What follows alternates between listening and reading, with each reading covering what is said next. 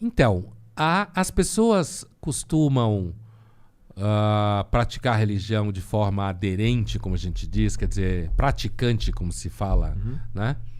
Quando elas são sobre perdas, né? A sociologia da religião mostra que quando as pessoas sofrem perdas, elas procuram religião, seja a religião que elas tinham, mas não praticavam, seja a religião que elas nunca tiveram e elas se convertem. Então há uma relação com perda. Perda de saúde, ente querido, filhos, por exemplo. Perder filho, aparentemente, é o pior tipo de perda que pode existir. Então, e aí isso leva normalmente pessoas à religião.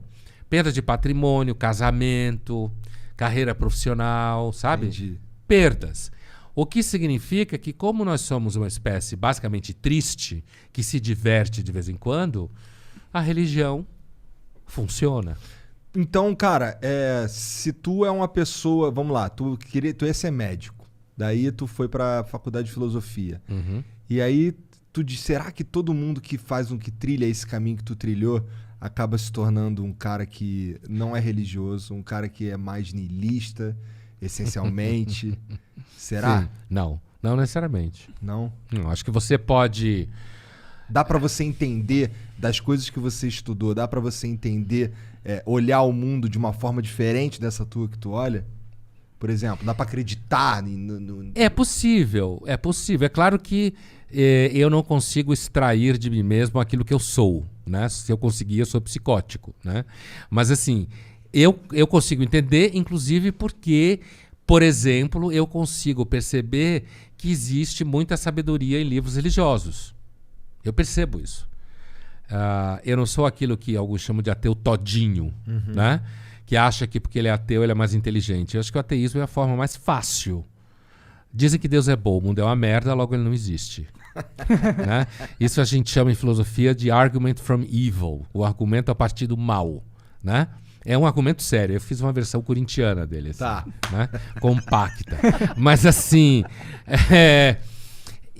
é possível, eu acho, que dependendo da história de vida das pessoas, que elas de repente façam uma trajetória como essa, como tem muito filósofo que se dedica, que é religioso, muita gente. Eu era muito ateu antes. E eu passei por um processo de perda e acabei me descobrindo bem religioso. Não religioso.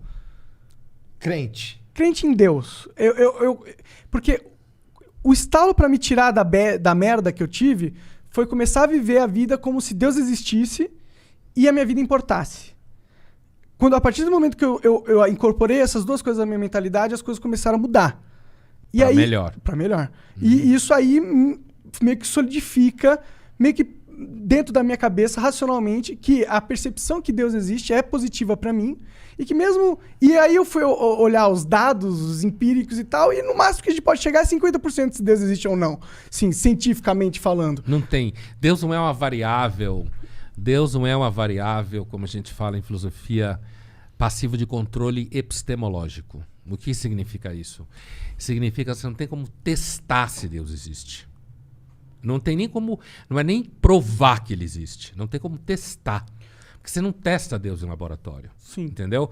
Então, o ateísmo enquanto tal, do ponto de vista do cético, que é aquela pessoa que coloca teorias contra outras para perceber as fragilidades delas, o ateísmo é o que a gente chama de dogmatismo negativo.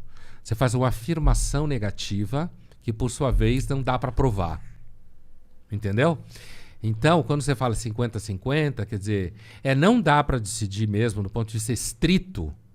É por isso que se fala, Deus não é uma variável de controle epistemológico. É muito mais uma questão que você chega por história de vida, por coisas que você sofreu, por um certo temperamento, uma certa sensibilidade. Então...